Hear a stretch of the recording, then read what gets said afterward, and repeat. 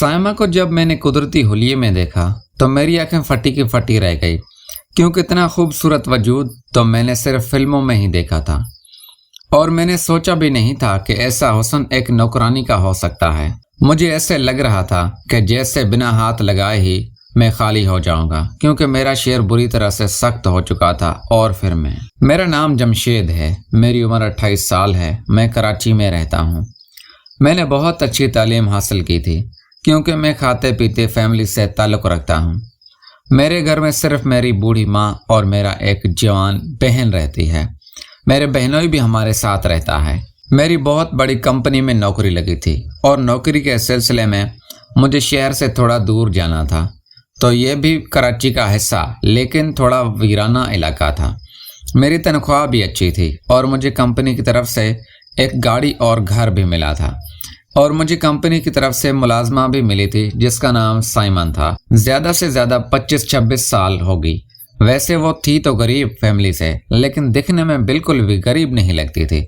गोरी चिट्टी सफ़ेद रंगत हुस्न अल्लाह ने कमाल का दिया था उसको। मैं जब भी साइमा को देखता था तो मेरा दिल ख़राब होता था, लेकिन फिर मैं ये सोचता था कि वो मेरे लेवल की नहीं है। साइमन मेरे घर का काम करती थी, कपड़े धोती थी, सफाई करती थी और खाना भी बनाती थी। वो सारा दिन मेरे घर पे होती थी। एक दिन मैं अपने ऑफिस में बैठा हुआ था, मुझे हल्का हल्का बुखार फील हो रहा था और मैं ऑफिस से जल्दी छुट्टी लेके अपने घर पे आया। जब मैं घर पे पहुंचा तो दोपहर के 2 बज रहे थे।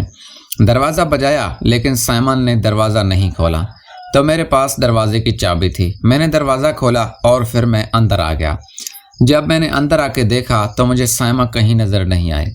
फिर मुझे लगा कि शायद वो काम करके चली गई होगी।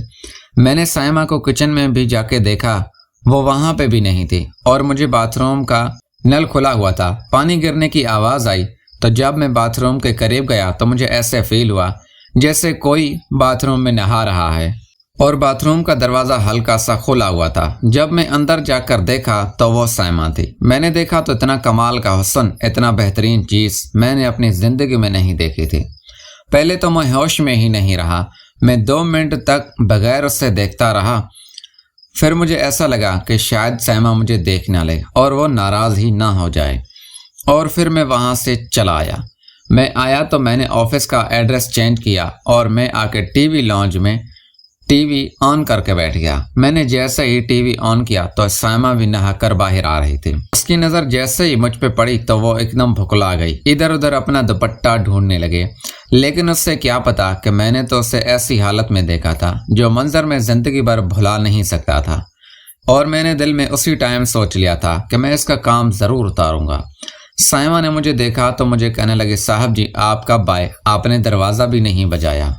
तो मैंने कहा, साइमा मैंने दरवाज़ा बजाया था, शायद तुम वॉशरूम में थी इसीलिए तुमने सुना नहीं, तो मेरे पास चाबी थी इसीलिए मैं खोल के अंदर आ गया। तो फिर साइमन मुझसे कहने लगी, आपने मुझे ढूंढने की कोशिश नहीं की?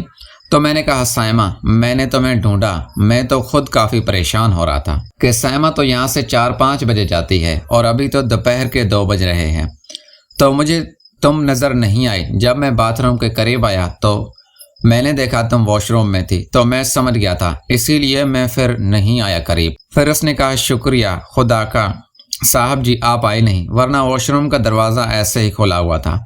मुझे लगा कि शायद मैं इस घर में अकेली हूँ, इसीलिए मुझे थोड़ा डर लगता है, तो मैंने बाथरूम का दरवाज़ा खोल दिया था। पहले तो मैंने सोचा कि मैं साइमा को बता दूँ कि मैंने उसे उस हालत में देख लिया है, और मैं हैरान हो गया हूँ कि इतना हुस्न वो भी एक नौकरानी के पास कैसे आ सकता है। फिर मैंने सोचा कि नहीं, यह मुनासिब नहीं है, क्योंकि हमारी मुलाकात को हुए अभी 1 ही हफ्ता नहीं गुजरा था। लेकिन दिल में मैंने ये सोच लिया था कि इसकी जान मैं नहीं छोड़ूंगा, मैं इसके साथ खूब सारा वो वाला काम करूंगा और ज़िंदगी के सारे हसीन पल इसी के साथ गुजारूंगा। फिर साइमन कहने लगी, साहब जी आप जल्दी आ गए, खैरियत तो थी?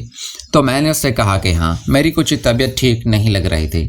तो मुझे साइमा कहने लगी कि साहब जी मैं आपके लिए चाय बना देती हूँ और मेडिसिन भी देती हूँ। मैंने उससे मना किया, लेकिन वो किचन में चली गई, चाय का कप ले आई और 2 पेनाडोल भी थी। मैंने वो ली तो साइमा घर के दीगर कामों में लग गई और मुझसे पूछने लगे, साहब जी आप आज क्या खाएंगे, मैं आपके लिए खाना बनाने लगी हूँ।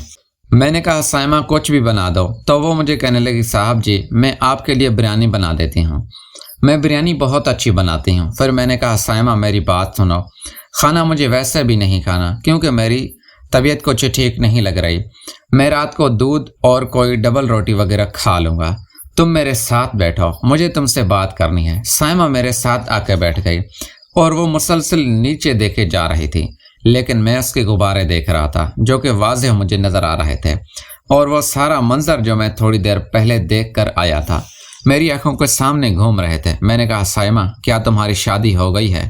تو سائمہ کہنے لگی صاحب جی میری شادی ہو گئی لیکن ابھی تک کوئی بچہ نہیں ہوا کیونکہ میرا شوہر گھر پہ نہیں ہوتا، وہ ڈرائیوری کا کام کرتا ہے، وہ ایک ٹرک ڈرائیور ہے، تو وہ اکثر مہینے میں صرف ایک چکر ہی لگاتا ہے۔ یہ سن کے تو میں کافی حیران ہوا۔